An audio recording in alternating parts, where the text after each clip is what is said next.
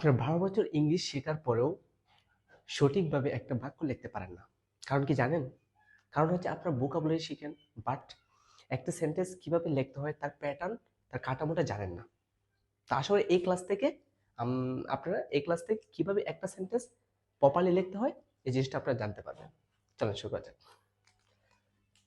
তো একটা সেন্টেন্স লিখতে হলে একটা স্ট্রাকচার আছে, সেটা হচ্ছে কি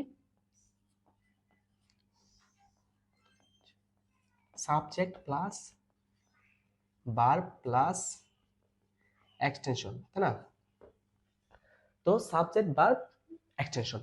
এখন হচ্ছে সাবজেক্ট। সাবজেক্ট কিভাবে আইডেন্টিফাই করব? এট ফার্স্ট আমরা যদি কোনো একটা সেন্টেন্স প্রপারলি লিখতে চাই তাহলে প্রথমে সাবজেক্ট লাগবে এন্ড দেন ভার্ব। ভার্বটা কি হবে? ফাইনাইট ভার্ব, যেটা টেন্স অনুসারে হবে। টেন্স অনুসারে একটা ফাইনাইট ভার্ব এন্ড দেন হচ্ছে এক্সটেনশন। এক্সটেনশনে আবার চারটা পার্ট, একটা হচ্ছে কি অবজেক্ট, হ্যাঁ, এন্ড দেন হচ্ছে কমপ্লিমেন্ট, এন্ড দেন হচ্ছে কি অ্যাডভার্বিয়াল, একটা হচ্ছে কি নন ফাইনাইট, নন নন ফাইনাইট, হ্যাঁ।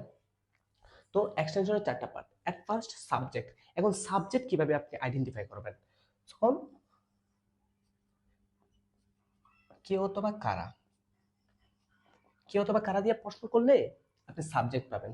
তখন at first K, I, K, I, একটা সাবজেক্ট আর একটা সাবজেক্ট, এন্ড দেন ভার্ব বসাবো। ভার্ব কি হিসেবে বসাবো? টেন্স হিসেবে। টেন্স প্রধানত তিন প্রকার। একটা হচ্ছে কোনো একটা কাজ করেছিলাম, করতেছি, করব, তিনটা টেন্স। তো ভার্ব যখন বসাই তখন ওই মানে আপনি মনোভাব কি, প্রেজেন্টে প্রকাশ করতেছেন না পাস্টে মানে ফার্স্টে প্রকাশ করতেছেন না ফিউচার প্রকাশ করতেছেন, ওইটা নির্ভর করে টেন্সের উপরে। তো এখন টেন্স অনুসারে একটা ভার্ব বসাবো। তো আই সাবজেক্ট বসাইছি, কে, কে দ্বারা প্রশ্ন করে আই পাইছি, এন্ড দেন হচ্ছে ইট। ইট মানে কি? ইট হচ্ছে মানে খাওয়া, ইট খাওয়া, মানে ভার্ব হিসাবে ইট, এন্ড দেন কি এক্সটেনশন রাইস হচ্ছে এখানে অবজেক্ট।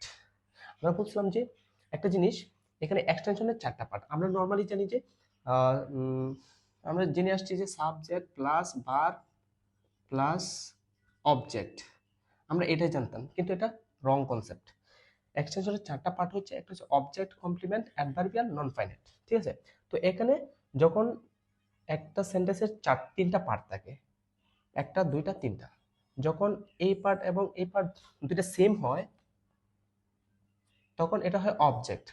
আবার যদি এই পার্ট এবং এই পার্ট মানে একই জিনিসকে বোঝায় তাহলে হচ্ছে কমপ্লিমেন্ট হয়। For example, I am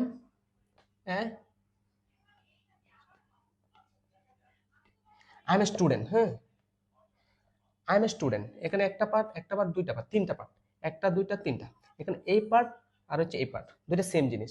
I যে কথা, স্টুডেন্ট কিন্তু সেম কে মানে সেম মানুষকে বোঝাচ্ছে, দ্যাটস এটা হচ্ছে কমপ্লিমেন্ট। আশা করি বুঝতে পেরেছেন।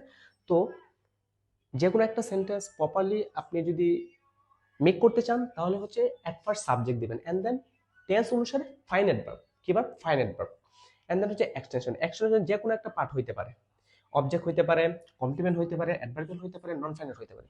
আশা করি বুঝতে পেরেছেন। তো নেক্সট ভিডিওতে আমরা দেখাবো একটা একটা সেন্টেন্সকে কতভাবে লেখা যায়। তো নেক্সট ভিডিওতে দেখার জন্য সবাইকে সবার আমন্ত্রণ রইল। তো বেস্ট অফ লাক, সবার থেকে আল্লাহ হাফেজ।